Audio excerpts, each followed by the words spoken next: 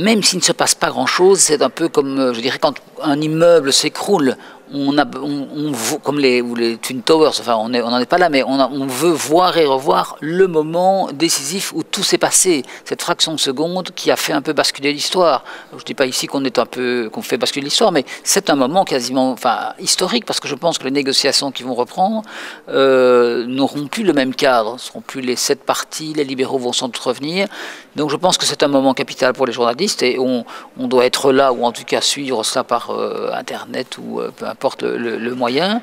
Et c'est important pour nous d'être là pour effectivement rendre compte aussi, parce que les lecteurs ou téléspectateurs, auditeurs aiment aussi savoir ce qui se passe, mais je pense qu'ils aiment aussi connaître le sentiment des journalistes face à ce genre d'événements. Ils demandent parfois qu'on s'implique un peu dans la couverture des événements. Je trouve qu'on voit sur ce visage, même s'il est de profil, cette espèce de dépit, je dirais, de découragement, d'autant qu'on avait vraiment le sentiment que si lui n'y arrivait pas, personne d'autre n'y arriverait. C'est pas quelqu'un de très expansif, Johan van de la Noot. Il est assez réservé, on connaît peu de choses sur lui. Enfin, il est ostendé, il aime la mer et le basket.